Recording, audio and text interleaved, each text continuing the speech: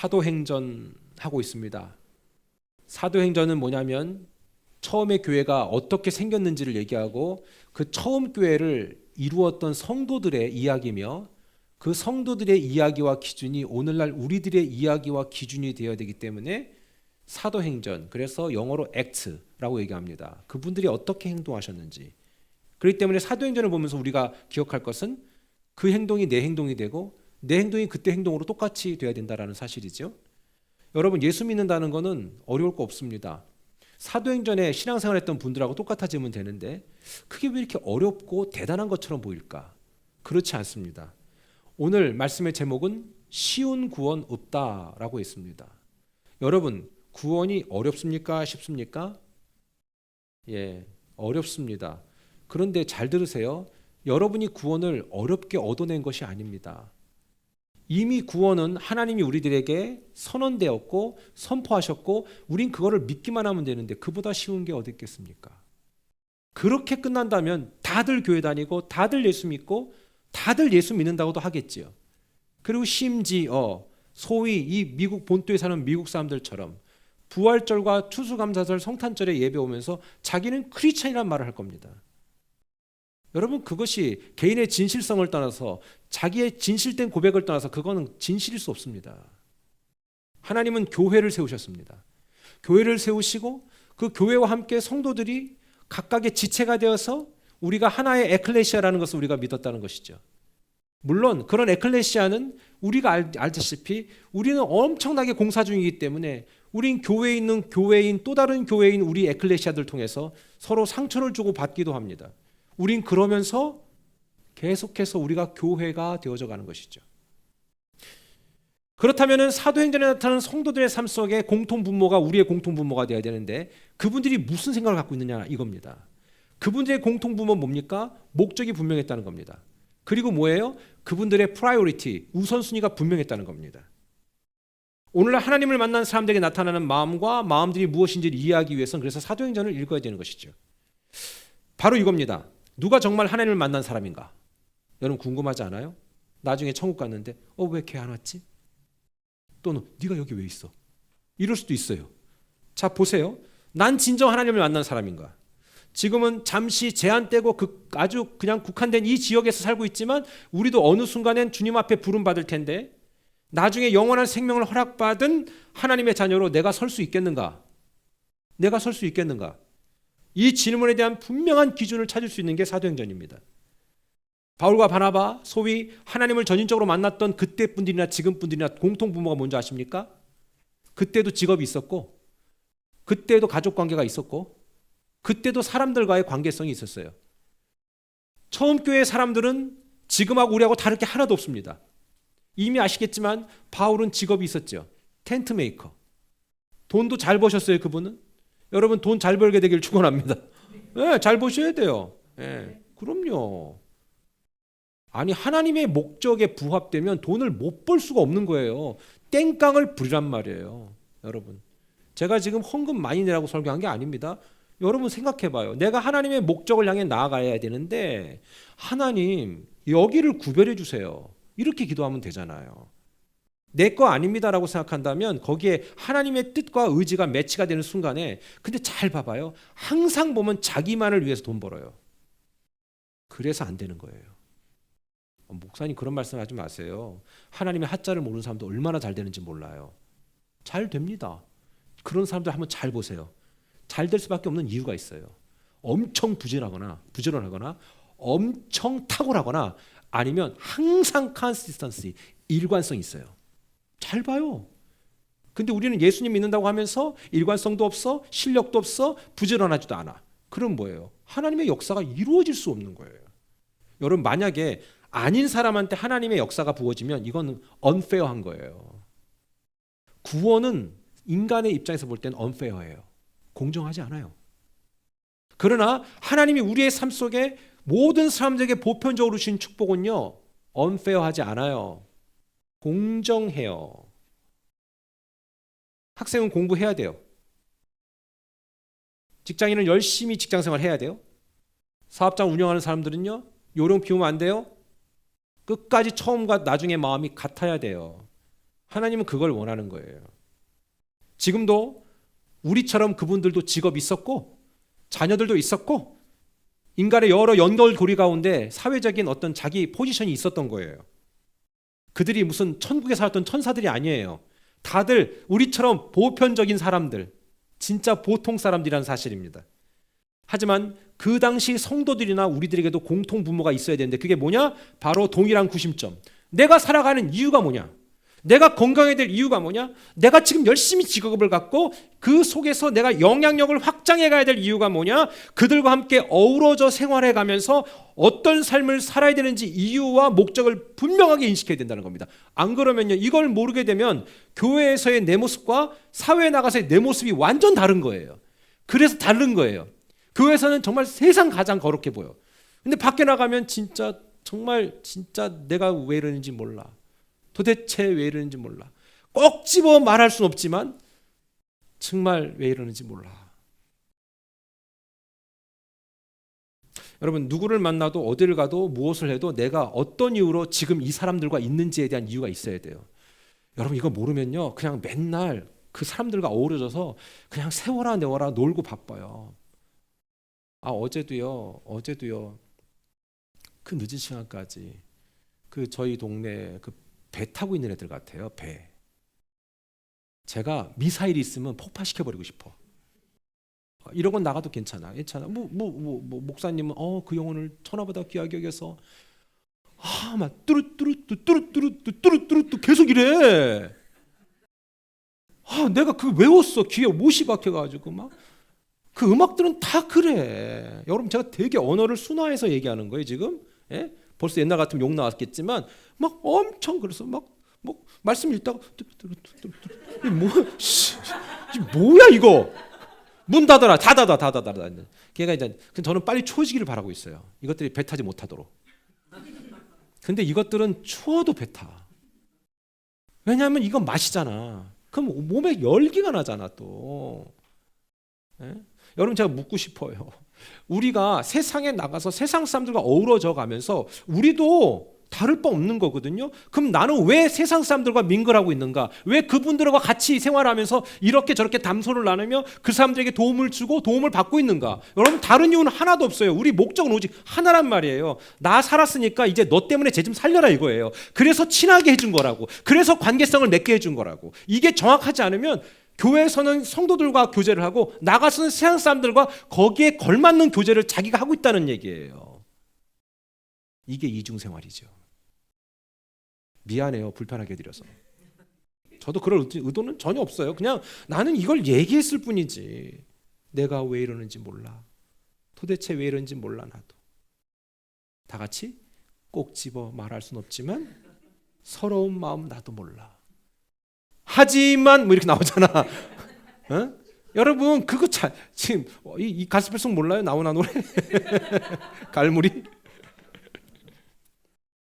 답을 모르니까 시간이 지나면서 마음이 더욱 답답해지니까 사람들이 그 관계성을 자꾸 확장. 그래서 외로우니까 자꾸 사람들 만나고 다니는 거거든요. 여러분, 세상이 여러분을 왕따시킨다고 생각하지 마세요. 여러분이 구별된 거지 왜 왕따 당했다고 생각해요? 세상 사람들이 여러분하고 놀아주지 않는다? 왜? 외로우세요? 안 놀아주면 뭐 어때요? 그러다가 말 사람들 아닌가요? 그러나 오히려 그 사람들을 붙여주신 것은 너를 통해 그들이 하나님 알기 원한다 이거예요. 여러분, 그렇기 때문에 제가 항상 말씀드리는 건 자녀는요 부모에게 붙여준 정말 최소 30년 보장받은 새가족이에요. 안 그래요? 수십 년을 붙여줬는데 얘 하나 복음만 못 시킨다면 그 책임 나중에 다 우리가 받아 누리는 거예요. 네? 그러는 거예요. 저도 간밤에 애한테 성경 좀 봐야지. 봤냐? 어떻게 봤냐? 그럼 엄마 아빠가 또 먼저 보는 모습 보여야지. 엄마 아빠가 뚜루뚜루 이러고 있으면 그 애들이 보겠어요? 예를 들자면 그 얘기하는 거예요. 여러분, 진짜 힘들다는 거 알아요. 근데 제가 익스큐즈 한다면 여러분들에게 어떤 결과물을 맺을 수 있겠어요? 다른 거 없단 말이에요. 답을 모르니까 시간이 지나면서 마음이 답답해져요. 본능적으로 더 많은 일들에 내가 분주해지는 거예요. 저는요, 여러분들 할 일이 없어서 분주하지 않은 게 아니라 저는 분주하지 않아요. 분주하게 살고 싶지가 않아요. 분주할 이유가 하나도 없지. 그렇지 않습니까? 그냥 이게 전부다. 내 삶이. 외롭지 않아요? 누가 날 안 만나준다고? 외롭지 않아요.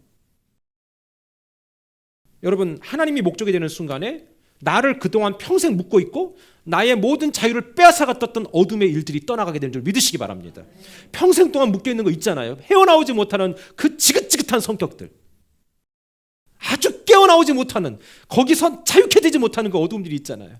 도대체 끊어내지 못하는 어둠이 있잖아요. 그것이 어때요? 완전히 끊어지는 것, 그것이 복음인 줄 믿으시기 바랍니다. 정말로 운명과 사주와 팔자 보는 것에서 내 평생 모든 걸 걸었던 인간들이 그것으로부터 내가 자유케 되는 기적, 그게 복음 아닙니까?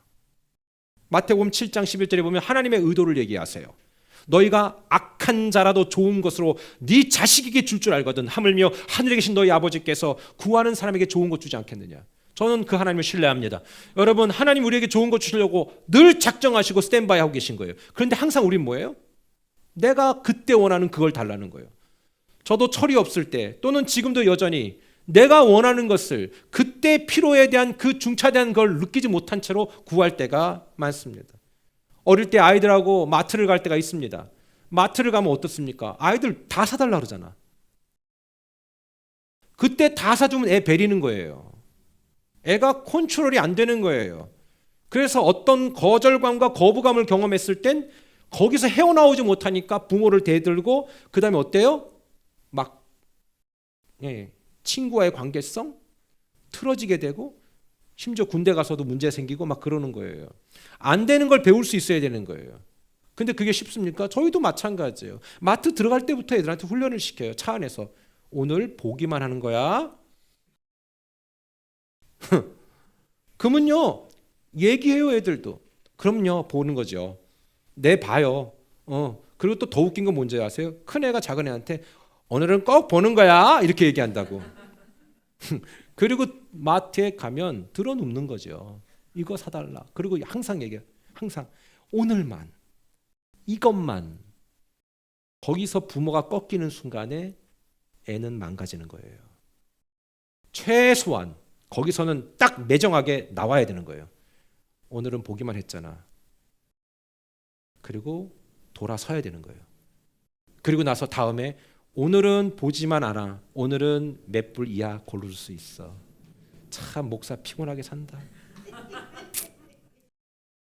아니요. 여러분 그게 그 나중에 애들이 커서 자기 컨트롤 능력이 생기는 거예요. 근데 부모가 이걸 못 해주거든요. 그러니까 이게 안 되니까 그냥 막 사줘. 그냥 막 사줘. 그냥 그게 다 교육적인 줄 알고 막 사줘. 그리고 나중에 저한테 이래요. 목사님 우리 애들 좀 어떻게 해주세요. 야, 네가 하는 걸 나한테 하라 그러냐. 저도 못해요. 여러분 생각해 보세요.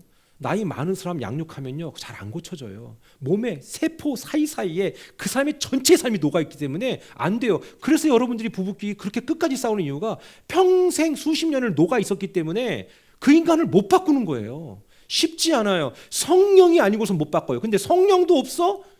내 말도 안 통해. 그래서 안 되는 거예요. 이걸 명확하게 얘기하는 거예요. 세상에 특강을 하시는 분들은 좋게 설명하죠. 저는 다이렉트로 말씀드리는 거예요. 절대로 안 바뀌어요. 성령이 아니고서는. 거꾸로 얘기하면 여러분은 바뀌었습니까? 저는 바뀌나요? 잘 안 바뀌어요. 저는 이런 글도 많이 봤어요. 사람 절대 안 바뀐다? 아니요. 절대 안 바뀌지만 성령은 바꾸시더라고요. 믿으시면 아멘. 근데 성령도 없잖아요. 그래서 안 바뀌는 거예요. 성령이 그를 터치하면 되는데 그거는 거절하죠. 그러니까 사람이 인위적으로 자기가 어떤 지식적으로 경험적으로 바꾸려고 하니까 안 되는 거죠. 안 됩니다. 몸이 반응합니다. 몸이 당을 땡깁니다. 말 그대로. 구원은 하나님이 허락해 주신 선물이에요. 내가 전인적으로 믿고 따르기로 작정하는 순간에 조건 없이 주시는 하나님의 은혜의 선물입니다. 그래서 누구도 우리는 그 하나님의 구원을 내가 얻어냈다고 자랑할 수 없어요. 왜? 내가 한 건 오직 믿는 것밖에 없기 때문에. 그렇다면 우리가 할 수 있는 건 뭘까? 우리의 능력으로 얻어낼 수도 없었어요. 만들어낼 수도 없었던 그 구원을 허락해 주신 그 가치를 안다면 내가 어떤 행동을 할 수 있을까? 여러분 잘 생각해 보세요. 여러분이 진짜 어떤 능력으로 헤어나올 수 없는 상황을 극복하게 됐어. 누군가에 의해서. 그러면 여러분이 어떤 걸 선택할 수 있겠어요? 그 대상에게 가서 고맙다고 얘기하지 않을까요? 그 고마움을 표현하지 않을까요? 그래야 배은망덕한 자가 아니잖아요. 저는 구원을 주신 하나님 앞에 우리의 평생에 표현할 것이 우리의 믿음이라고 얘기하고 싶습니다. 작년 7월 15일에 한국의 청주에 보면 오송 지하차도라고 있어요. 비가 한꺼번에 오니까 거기 지하차도가 물이 꽉 찬 거예요. 근데 거기에 이미 진입했던 차는 어때요? 어떻게 헤어나올 수 없어서 후진하다가 그냥 거기서 다 빠져 죽었어요. 사태의 심각성을 알고 빨리 뛰어나왔다면 살 수 있었겠지요. 그러나 무려 14명이나 돌아가셨어요. 어떤 아이들은 이제 엄마 아빠 저 놀러 갔다 올게요 라고 얘기하고, 두 아이가 어때요? 그 안에서 죽었어요. 거기에서 돌아가신 분들 사연이 없는 분들 있겠어요? 거기서 돌아가신 분들이 크리스찬이 아닌 분들만 있겠어요? 아니요, 크리스찬도 있을 거예요. 근데 거기에서 유일한 생존자들이 몇몇 있거든요. 작년의 일이에요. 그 생존자가 자기를 구해준 트럭 기사를 찾아가서 그 고마움을 표현하는데, 그 생존자뿐만 아니라 가족들이 다. 그럼 잠깐 영상 한번 보실까요? 자, 자기 목숨도 위태로웠던 상황에서 다른 이들에게 도움의 손길을 건넨 사람도 있습니다. 사고 당시에 지하차도를 지나던 화물차 운전기사는 당시 차 지붕 위로 급히 몸을 피했었는데, 그 과정에서 다른 3명의 목숨까지 구했습니다. CJB 박원 기자가 이 화물차 운전기사를 만나봤습니다. 옆에 이제 아가씨가 매달렸더라고요. 손을 잡고 아가씨를 일단 끌어올렸죠. 버스 제 화물차 위로 끌어올리고, 작은 체구지만 초인적인 힘을 발휘했습니다. 남자분 2분은 떠갖고 계속 살려달라고 이제 얘기는 하더라고요, 저한테. 침착하게 움직이지 않으니까 얼굴만 딱 나와 있더라고요, 물 밖으로. 그래갖고 지하차도에서 구조된 9명 중에는 유 씨 자신과 유 씨가 구한 3명이 포함됐는데, 이들은 모두 난간에서 필사적으로 버텼습니다. 극적으로 목숨을 건진 20대 여성의 부모가 오늘 유 씨를 만났습니다. 너무 감사합니다. 저는 힘이 없으니까 이 손 놓으시라고, 그래 끝까지 잡으셔갖고 그 높은 데까지, 자기도 힘들었을 건데 포기 안 하고 그러시는데 너무. 다른 이들을 먼저 생각하고 구조에 나선 유 씨의 용기와 희생이 비극 속 한 줄기 위안이 되고 있습니다. CJB 박원입니다. 우리도 언젠간 하나님 앞에 서야 하는데, 우리가 여기에서 하나님께 예배하는 것이 당연한 거 아닙니다. 우리는 분명 작년에 죽을 수 있었던 사람들이고, 지난주에 죽을 수도 있었던 사람들이고, 어제 죽을 수도 있었던 사람들인데 왜 나를 살려주셨을까? 어쩌다 보니 여기 있습니다가 아닙니다. 어쩌다 보니 내가 지금 신앙생활하고 있는 거 아닙니다. 저 또한 어쩌다 보니 이렇게 뉴욕에 와서 설교하는 거 아니라고 생각합니다. 저도 하나님께 받은 은혜가 너무 크고 너무 받은 것들이 많은데, 이 받은 사람이 받은 걸로 끝난다는 것은 배은망덕한 자가 되지 않겠습니까? 저는 이렇게 생각합니다. 목회자는 누구보다도 배운, 얻은, 느낀 이 모든 것들이 많다는 것을 느끼는 사람이라고 생각합니다. 뭐 대단한 것도 하나도 없습니다. 받은 것이 너무 많으니까 이거 어떻게라도 표현하고 싶은데, 그럼 네 평생 주를 위해서 살아라. 난 이거밖에 없다고 생각합니다. 우리는요, 여러분 또 다른 직업들을 갖고 계실 겁니다. 그 현장에서 내가 하나님의 은혜를 경험하고 내가 구원받은 진짜 하나님의 자녀라고 생각한다면 당연히 그 표현이 될 수밖에 없는 것입니다. 신앙생활이요? 이걸 억지로 하려고 해보세요. 정말 힘들어요. 주일마다요? 어떻게 나와요? 금요일은요? 말도 안 돼. 이러한 옵션들이 너무나도 많은데, 그것이 정말로 내게 자연스러운 이유가 뭘까요? 내가 그것에 대한 가치를 깨달을 때 알아요. 그리고 내가 왜 이래야 되는지에 대한 아는 이유가 있을 때 그 사람의 몸은 당연히 반응하게 돼 있어요. 여러분, 우리가 삶의 기로에서, 생사의 그 갈림길에서 놓여보지 않아서 모르는데, 실제로 거기에 놓여보면요, 그걸 알 거예요. 그런데 그것도 오래 못 가는 게 인간이에요. 성경을 제대로 이해하지 못하는 사람은요, 교회를 다니면서도 세상의 원리와 기준을 벗어나지 못해요. 그래서 언제나 목표와 목적은 보통 사람들이 생각하는 그거밖에 못해요. 잘 먹고, 잘 살고, 건강하고, 자녀들 잘 되고, 돈 많이 버는 거, 이거밖에 없어요. 여러분 잘 생각하셔야 돼요. 우리의 목표가 이거 되면 안 되는 거예요. 하나님의 목적을 위해서 내가 살기로 작정하는 순간에 그 이유 때문에 하나님은 우리를 잘 먹게 하시는 거예요. 막 살찌라는 게 아니라 그리고 하나님께서 우리를 잘 살게 하셔요. 그리고요, 건강을 또 주셔요. 여러분, 우리가 살다 보면요, 질병으로 고통받을 수 있거든요. 그럼 우리 불만, 불평이 입에서 막 나올 수밖에 없어요. 아니요, 우린 그보다 더 먼저 죽을 수도 있었어요. 근데 아직도 살려줬잖아요. 그게 당연한 걸 생각하지 마세요. 언제부턴가 우린 당연히 살았다고 생각하고 그걸 곧 잊어버려요. 그리고 내 멋대로 네 멋대로 살아갈 때가 얼마나 많습니까? 자녀들 잘 되면 왜 잘 되려고 하세요? 내 자녀 뭔가를 이루고 잘 돼가는 표현 보면 부모들은 기쁘시지요. 얼마나 좋은지 몰라요. 근데 왜 그래야 되는데요? 이유는 오직 하나밖에 없어요. 그 자녀 잘 되는을 통해서 하나님의 흔적을 내 자녀의 삶 속에, 그 다음에 그 자녀를 보는 또 다른 사람들이 하나님을 알아가게 되는 놀라운 통로가 되기를 원하는 거 하나밖에 없는 거 아니겠어요? 그거밖에 없어요. 다른 거 없어요. 자녀 문제요? 저도 제 맘대로 안 된다고 생각해요. 자녀 문제처럼 내 의지로 안 되는 게 없어요. 너무 안 돼요. 정말로 안 돼요. 크면 클수록 너무 컨트롤하기 힘들어요. 그런데 어떡할 거예요? 포기할 거예요? 포기 못 해요. 왜요? 하나님 우리 안 포기했으니까 여기 이 자리에 앉아 계신 거 아니겠습니까? 여러분, 포기하지 마세요. 믿음으로 승부를 걸기를 축원합니다. 우리가 그냥 교회를 다닌다는 것이 그냥 좋잖아, 편하고, 그리고 무엇보다 교회 다니면 말이야, 왠지 도움 될 것 같아, 이래서 교회 다니고 있는 거 아니에요. 처음에는 그렇게 교회 갈 수 있어요. 그러나 아니라는 걸 우리가 말씀을 통해서 배우잖아요. 그때 여러분, 예수님 믿으면서 힘들 걸 각오하셔야 돼요. 우리 하나님이 좋은 걸 주시겠다라는 것만 생각하면 이게 캘리포니아 신학이에요. 다 잘 될 거야. 괜찮아. 하나님 널 사랑하셔. 뭘 하든지 너는. 그래서 맨날 신명기 28장만 읽고 있는 사람 있잖아요.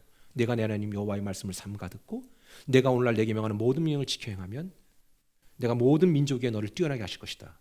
네가 나가도 복을 받고 들어와도 복을 받고 네 떡반죽 그릇과 네 우양의 새끼와 사돈의 팔총각이 잘 될 것이다. 그건 없어요, 성경에. 그것만 믿는 거예요, 항상. 그거 아니에요. 그건 부적하고 뭐가 달라요? 하나님이 원하는 건 뭐냐면, 너가 예수님 똑바로 믿다 보면 잘 안 될 일도 있을 거야. 힘든 일도 있을 거야. 병도 들 거야. 네 자식한테 안 좋은 일이 있을 수도 있어. 그럴 때도 너는 변함없이 하나님 사랑할 수 있냐? 라고 물어보는 거예요. 이게 중요한 거예요. 여러분, 생각해봐요. 교회 다니는 순간부터 다 잘 돼, 막. 다 잘 돼. 그러면 세상의 모든 교회는 사람으로 가득 차게? 아니야, 가득 차진 않을 거야. 그때만 찰 거야. 여러분, 하나님은요, 오늘 사도행전을 통해서 바울과 바나바를 통해서 우리에게 얘기하신 거예요. 바울은요, 고난받을 이유가 1도 없는 분이었어요. 엄청 배웠어요. 가말리엘 문화는 지금으로 얘기하면 최고의 학문이에요. 그 지중해 연안에, 그 다음에 거기다가 돈까지 있네, 이 집안이. 바나바는요, 어땠어요? 키프로에서 살면서 대지주 집안이잖아요. 여러분, 가난한 자와 못 먹는 자, 헐벗은 자만 예수 믿은 게 아니에요. 그 당시는 다 고루고루 믿기 시작했어요. 처음에야 그랬지. 근데 그런 사람들이 어떻게 살았어요? 바나바는 자기의 땅을 딱 팔아서 냈어요. 이런 설교하잖아요. 그럼 목사님 설교 헌금 내라는 거구나. 아니요, 그거 아니에요. 그 사람은 그 정도로 해도 될 정도의 믿음을 갖고 있었던 사람이지. 바울은요, 텐트 메이커로서 열심히 자기 사업장 운영했어요. 그리고 선교에 자기가 온 몸을 들였어요. 이게 무슨 선교사의 얘기가 아니에요. 바울, 우리와 같은 동일한 성도예요. 오늘 매우 분명한 기준을 말씀해 주는 거예요. 심지어 바울은 어떻습니까? 오늘 사도행전 14장 19절에 보면 이 말씀이 있어요. 어디까지 가는 줄 아세요? 시작. 유대인들이 안디옥과 이고니온에서 와서 무리를 충동하니, 이것들은 참 잘도 돌아다녀. 시작. 그들이 돌로 바울을 쳐서 죽은 줄 알고 시외로 끌어내치니라. 오 마이 갓. 세상에 안디옥과 이고니온에서 왔다. 지도를 잠깐 보시면요, 저기 빨간 거 있잖아요.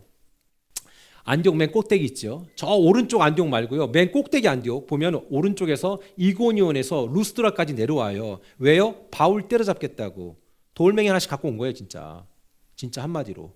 그리고 어때요? 너 왜 옛날에 우리 편이었는데 지금 우리 편 아니야? 지금으로 얘기해서 해석해 드릴까요? 너 옛날에 나랑 놀면서 왜 지금 안 놀아? 너 옛날에 잘 놀았잖아. 테이블에 올라가서. 이거예요.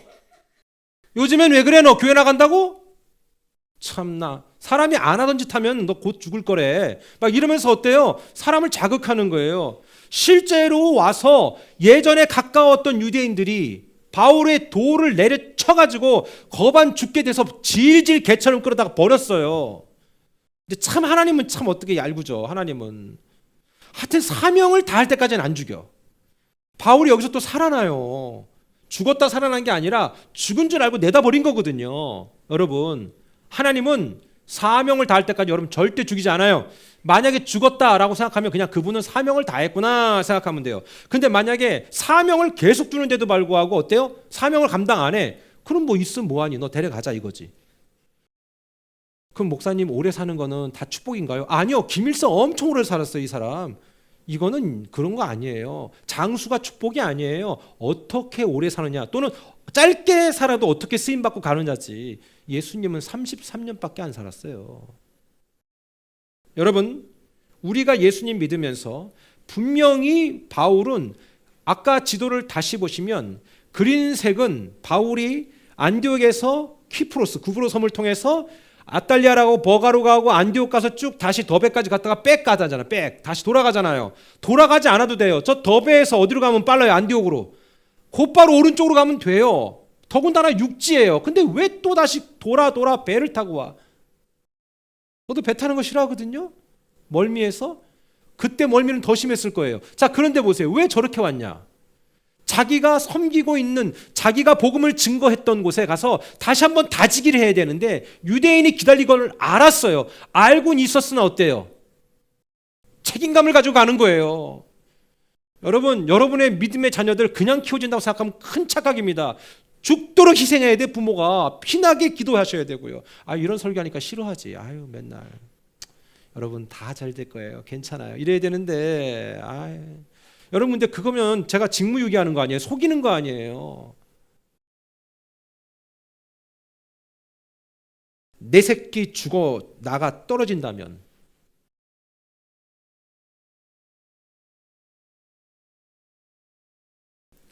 손해보다, 그 두려움보다 증거된 복음이 그곳에 잘 정착하도록 해야 할 책임이 있었기 때문에 바울 그렇게 한 거예요.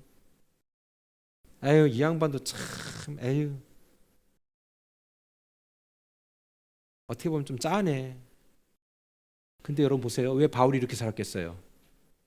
이 사람은 복음이 필요 없는 사람이었어요. 그런데 자기가 배운 것보다, 가진 것보다 정말 이것들이 나를 채워줄 수 없다는 걸 깨달은 사람이에요. 그래서 하나님을 붙든 거고, 처음엔 그 사람이 하나님을 붙드는 사람들, 즉 예수를 믿는 사람들을 핍박했던 사람이에요. 여러분, 예수님 믿으면서 집안에서 여러분 핍박 받으십니까? 감사하세요. 기뻐하세요. 하늘에서 상이 크다고 얘기했어요. 근데 여러분이 지혜 없음으로 말미암아, 이쁜 얘기를 못함으로 말미암아 핍박받는다면 그 입에 기름 부음이 강력히 임하기를 축원합니다. 그래야 되는 거예요. 제가 가만히 보니까 여러분 말고 여러분 아니고라고 얘기합시다. 그래야 또 그렇지, 상처 안 받지. 입이 안 이뻐. 남편도 안 이쁘고 아내도 안 이뻐. 그리고 우리가 또 이런 게 있잖아. 안 좋은 소리 들으면 되를 주고 말로 받고 막 이런 거 있잖아. 그래서 안 이뻐. 하나님이 그걸로 문제를 해결하지 않아요. 그냥 쉽게 가면 되는데 굳이 이 어려운 방법을 선택해서 그 험한 꼴을 보고 있는 게 아니라 그건 내가 바뀌어야 될 부분이다라는 겁니다. 결국 다시 돌아가던 그 길에서 유대인들 만나고 거반 죽게 되고 돌 맞고, 진짜 믿음은요, 때로는요 손해를 감수할 수 있어야 돼요. 그게 진짜예요.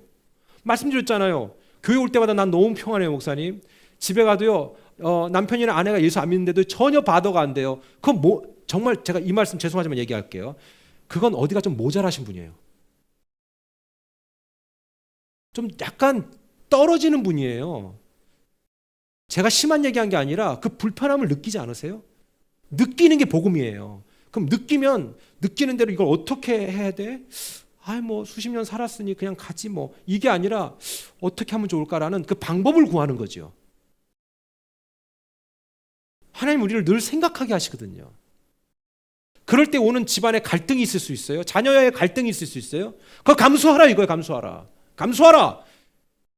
복음이 그거예요. 너에게 좋은 것 줄 거다. 근데 너는 평생 피하고만 다녔다는 거지.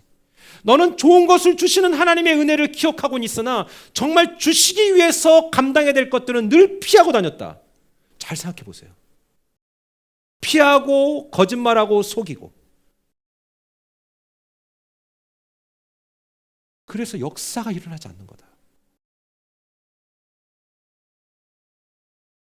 이해할 수 없는 손해, 감당하지 않아도 되는 불편함이 내 안에 계속 오는 거, 그거 나쁜 거 아니에요.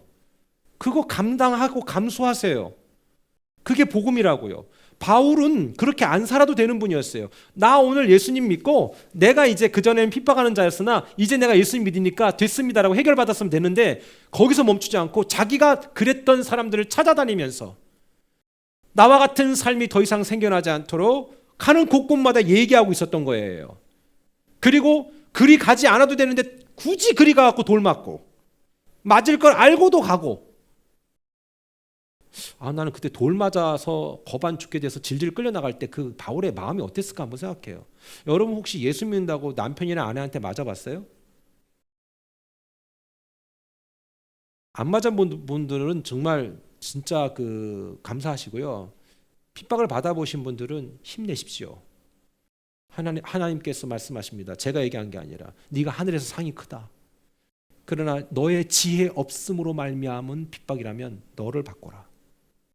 이거예요. 하나님 때문에, 하나님의 기쁨과 목적 때문에 내가 지금 감수하고 있는 불편함이 있다면 감사하세요. 받아들이세요. 하나님이 그 마음 이해하실 거예요. 양육반을 하고 한 11시 40분에 집에 가면 12시 왔다 갔다 해. 그러면은 어떤 마음이 드냐면은 저는 감사하죠. 하나님 이번에도 양육반 할 수 있도록 은혜 주셔서 감사합니다. 아마 우리 양육반 하시는 분들이 그런 생각할 거예요. 얼마 사람 많이 모이지도 않는데 뭐 이렇게 저기 소리를 크게 되나. 근데 전하고 싶은 거예요. 얘기해주고 싶은 거고요. 내가 안 거 이분도 알았으면 좋겠다. 꼭 알았으면 좋겠다. 그리고 여러분 생각해 보세요. 8시부터 9시, 10시, 11시, 거의 12시니까 3시간 반 이상을, 여러분 혹시 3시간 이상 대학 때도 그렇게 오래 안 듣거든요. 4학점짜리도 3시간이면 되잖아요. 근데 그거 쉽지 않거든요. 여러분 해보셨잖아요. 우리가 왜 믿음이 성장하지 못해요? 셋 중에 하나. 기억나세요? 못 기억나면, 안 기억나면 다시 듣기 양육반. 자, 구원받지 못해서거나 아니면 어디서 훈련받거나 양육받지 못해서 그래. 아니면 구원받았고 훈련받고 양육받았는데 맨 마지막에 순종하지 않아서 그래. 그렇잖아요? 근데 여러분들 어때요? 하나님 우리에게 완벽한 인간을 원하는 게 아니에요. 우리 완벽하지 않아요. 저도 마찬가지고요. 설교하는 사람이 완벽해서 설교한다고 생각하세요? 아니요. 오늘도 저도 노력할 뿐이에요. 그 가치를 알기 때문에 오는 노력일 뿐이에요. 우리가 뭔가 하나님께서 다 이루어 놓으셨다고 해서 우리는 가만히 있는 게 아니란 말입니다. 어떤 학생이 좋은 대학에 입학했다고 치십시다. 그렇죠? 여러분 가장 좋은 대학 여러분 머리로 생각해 보세요. 여러분이 입학하셨다고 생각하십시다. 그 학생이 정상적으로 그 학생이 졸업하려면 어때야 됩니까? 입학 이후에 학생의 본분을 다해야 되는 거예요. 지각을 밥 먹듯이 하고 결석을 밥 먹듯이 하고 그 다음에 중간고사 기말고사 안 치르면 그건 퇴학당하는 거예요. 아니 왜 나를 뽑았는데 왜 그래? 그 엑스큐즈 안 되는 거예요. 무슨 뜻인지 아시겠죠? 하나님이 나를 구원해 줬다. 내가 이걸 믿었다. 내가 그거를 믿고 받아들여서 내가 확정이 됐다. 그러니까 난 끝났네 이게 아니라 그러면 나는 앞으로 어떻게 살아야지 이 고민이 있어야 된다는 얘기예요. 칼빈의 하나님의 절대 주권에 대해서 이해 못하면 구원이라는 것을 하나의 면죄부처럼 생각할 수 있어요. 목사님이 믿으면 된대, 받아들이면 된대. 그럼 나는 됐네. 맞아요, 된 거 맞아요. 그런데 됐네라고 생각한 이후에 하나님 내게 요청하시는 게 있어요. 네가 이 진정한 가치를 안다면, 너가 진정한 이 영적 합격을 안다면 이젠 네가 합격자로서 어떤 걸 해야 되는지 안다라는 겁니다. 안 그러면 학교로부터 통보받을 거예요. 그만 나오세요. 등록금 필요 없어요. 이렇게 할 거라고. 내게 아무리 좋은 것이 주어진다고 해도 그것에 대한 가치를 모르는 행동, 내 마음대로의 삶이 이어진다면 결과는 뻔하다. 이걸 얘기하는 겁니다. 이런 신앙은 하나님을 믿는다고 말은 하지만 여전히 나의 유익과 나의 권리에만 집중하는 거죠. 나를 입학시켰으니 합격도 시켜주겠지라고 생각하는 것과 똑같습니다. 하나님, 우리가 하나님을 믿고 따르는 과정에서 두 가지를 만나게 하세요. 두 가지. 첫 번째가 뭐냐면 너는 반드시 잘되고 잘될 것이다. 믿으시면 아멘. 두 번째, 또한 너는 그 선택에서 가장 힘들고 어려운 상황을 만날 수도 있다. 이거 두 개 다 주시는 거예요. 근데 맨날 1번만 우리가 붙들고 산다면 나 잘 될 거야, 잘 될 거야, 잘 될 거야, 잘 될 거야, 하나님 나 사랑하실 거야. 이건 어디가 모자란 거예요. 생각이 있다면 그 하나님의 그 선한 계획 가운데 내가 올라타야 되는데 올라타는 데 있어서 걸림돌은 뭘까? 그럼 그거를 내가 빨리 도려내는 거죠. 교회가 이걸 가르쳐야 된다는 생각을 하고 있다는 사실입니다. 우리는 완벽하지 않습니다. 다시 한번 말씀드리지만 우리 다 설교하는 저도 완벽하지가 않습니다. 여러분, 여러분들에게 옵션을 준다면 둘 중에 뭘 선택하실 수 있겠습니까? 하나님께서는 우리의 축복의 목적이 우리 자신이 아니라 하나님의 목적이 되어야 되며 그 과정에서 우린 누림을 경험하고 풍요로움을 경험할 수 있고요. 안식도 누리지만 동시에 때론 불편할 수 있어요. 때로는 억울할 수 있어요. 때로는 곤고할 수 있어요. 피곤하기도 하여 아픔까지 겪을 수 있어요. 이게 복음이에요. 이게 진짜 복음. 진짜 복음. 저도요. 제 안의 욕망은 저도 편하게 사는 것이 더 쉬워요. 저도 때가 되면 내가 먹고 싶은 거 다 먹고, 네? 짐도 그냥 가는데 트레이너 딱 붙여주고, 살 안 빠지겠어? 거기서 빠지지. 그리고 어때요? 때마다 시마다 내가 좋아하는 여행 다니고, 그리고 내가 원하는 거 다 하고. 요트도 하나 살까 우리? 하나 사자. 그리고 전용 비행기도 하나 또 사고. 저도 그러고 살고 싶어요. 잘 들으세요. 저도 그걸 싫어하진 않는다는 얘기를 하고 있는 거예요. 그러나 그것이 내 인생의 목적이 될 때 저는 망가지는 건 시간 문제라고 생각해요. 그러나 하나님의 목적을 향해 나아갈 때 여러분 때로는 요트 탈 일이 있을 거예요. 때로는 심지어 전용 비행기 탈 날도 있을 거예요. 그게 내 목적은 아니지만. 그럼 전용 비행기 탔는데 누구랑 탔어? 어느 회사 CEO랑 탔어. 이야, 너무 좋아. 이걸로 그냥 즐기는 게 아니라 왜 타게 하셨을까? 그런 하나님의 니즈가 여러분 안에 있으면 내가 직장에서 만나는 사람들이 내가 뜨기만 하면 너무 좋아해. 그럼 이유가 있을 거예요. 네가 사람들 선동해서 그냥 들로산으로 놀러만 다니라가 아니라 정말로 이 사람들 하나님 믿게 해라. 그러다가 들로산으로 놀러 다니면서도 이 사람들이 복음이 들어올 수 있도록 해줘라. 이거예요. 여러분, 하나님은 우리가 항상 몽크처럼 수도승처럼 어디에 처박혀가지고 성경만 읽게끔 만든 존재로 만들지 않았습니다. 여러분, 들로산으로 가셔십시오. 그러나 가는 목적을 알아야 됩니다. 이야, 하나님 이렇게 많이 만드셨구나. 제가 저희 교회 어떤 한 분의 집사님한테 그랬어요. 야, 그쪽에 지금 단풍이 이쁘겠다고 했더니만 단풍이 안 예쁘대. 왜 그러니까 비가 많이 안 왔대. 그래요. 우리는 그 단풍을 보면서도 하나님을 느끼잖아요. 올해도 가을이 왔구나. 쟤 언젠간 다 떨어져요. 그 단풍이 떨어지는 걸 보면서 우리도 언젠간 떨어질 날이 오겠구나. 옛날에 아주 유명한 영화가 있었습니다. 다이 하드라고. 그 열심히 죽어라가 아니라 죽기 정말 힘드네 라는 뜻이에요. 다이 하드. 진짜 죽기 진짜 힘드네. 거기에 주연 배우가 브루스 윌리스예요. 머리가 그렇게 날아가셨는데도 멋있잖아요. 근데 어떻습니까? 그분 지금 치매 오셔서 오늘 내일 하잖아요. 여러분, 전 그분을 욕하는 게 아니라 그런 유명한 배우도 언젠간 데려가요. 홍콩의 유명한 배우 중에서 주윤발이라고 있어요. 멋있잖아요. 네?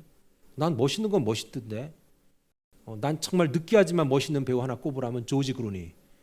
나 그렇게 늙고 싶어. 근데 일단 숱이 딸려. 안 될 것 같아. 잘 보세요. 주윤발이 뭐라고 얘기했냐면 사람들이 8천억의 자산을 갖고 있는데 이 사람이 이걸 다 사회에 기부했어요.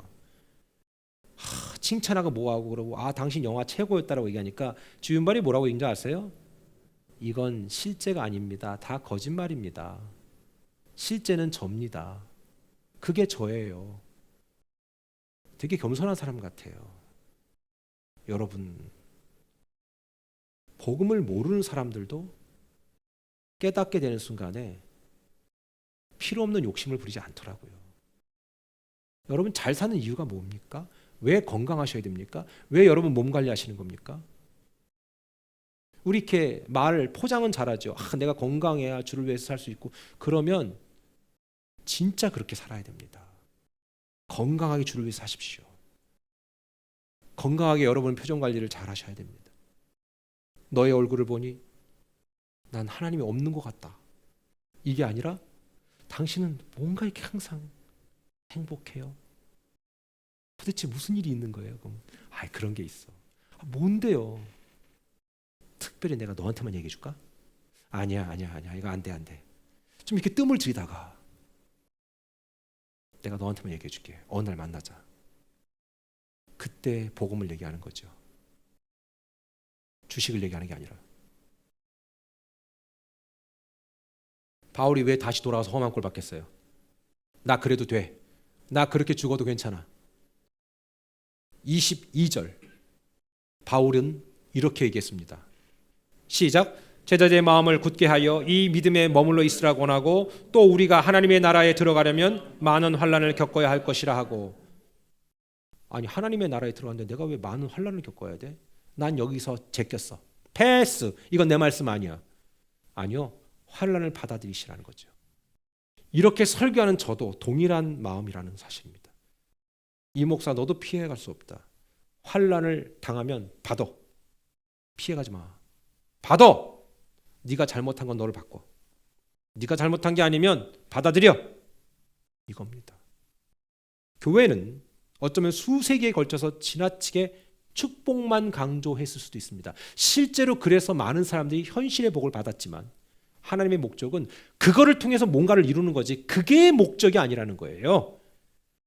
하지만 진짜 복음을 제대로 이해한 삶은 축복이 내 것이지만 환난도 내 것이다 라는 것을 받는 거죠. 그런 사람들은 어려움이 와도요, 힘들어요.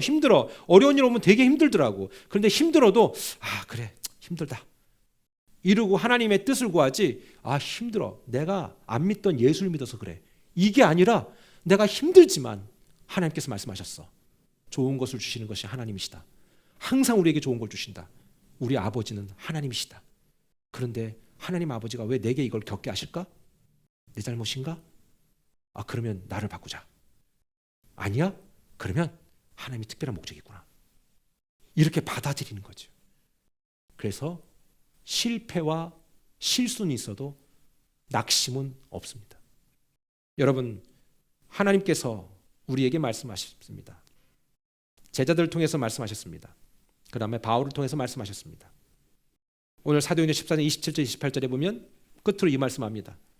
그들이 이르러 교회를 모아 하나님이 함께 행하신 모든 일과 이방인들에게 믿음의 문을 여신 것을 보고하고 제자들과 함께 오래 있으니라. 아멘. 여러분, 쉬운 구원 없습니다. 오늘 말씀을 마치면서 여러분들에게 두 가지 옵션을 드리겠습니다. 둘 중에 하나 선택하세요. 자, 첫 번째 옵션은 뭡니까?